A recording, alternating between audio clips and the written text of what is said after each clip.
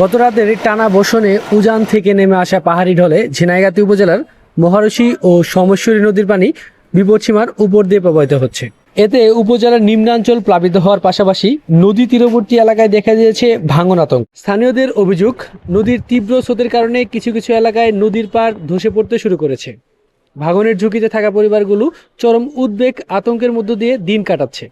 ঝিনাইগাতী উপজেলার অবস্থানটা এমন একটা জায়গায় যে এখানে প্রচুর মেঘালয়ের পাদদেশে হওয়ার কারণে প্রচুর বৃষ্টিপাত হয় এবং বৃষ্টিগুলো যখন হয় নদীগুলোতে যথাযথ নাব্যতা না থাকার কারণে অল্প বৃষ্টিতেই নদীগুলো ওভারফ্লো হয়ে যায় এবং পার্শ্ববর্তী অঞ্চলে বাজার, বাড়িঘরদোর, সরকারি প্রতিষ্ঠান সেগুলোতে পানি উঠে যায়।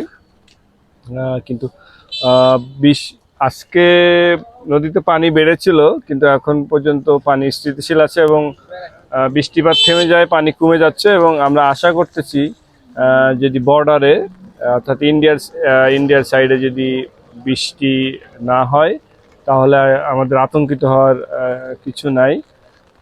তবে আপনাদের মাধ্যমে আমি জোর দাবি জানাচ্ছি সরকারি কর্মকর্তারাও আপনাদের মাধ্যমে সরকারের উচ্চ মহলে বা পলিসি মেকিংয়ে ঊর্ধ্বতন কর্মকর্তাদের কাছে আমাদের নিবেদন, এই উপজেলাবাসীর পক্ষ থেকে আমার নিবেদন যে এখানে যে পাহাড়ি যে নদীগুলো আছে এই নদীগুলোতে নাব্যতা বাড়ানোর জন্য নদীগুলো খনন করার প্রয়োজন এবং এই ধরনের ফ্ল্যাশ ফ্লাড মোকাবেলা করার জন্য নদীর তীরবর্তী বাঁধ দরকার।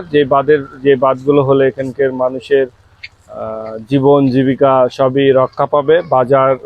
বাজারঘাট, বসত বাড়ি, এই শিক্ষা প্রতিষ্ঠান, সরকারি প্রতিষ্ঠান সব কিছুই আমরা শঙ্কামুক্ত থাকতে পারবো। এই জন্য আমাদের আশু প্রয়োজন দীর্ঘমেয়াদী নদী তীরবর্তী শহর রক্ষা, বাজার রক্ষা, বাঁধ তৈরি করা।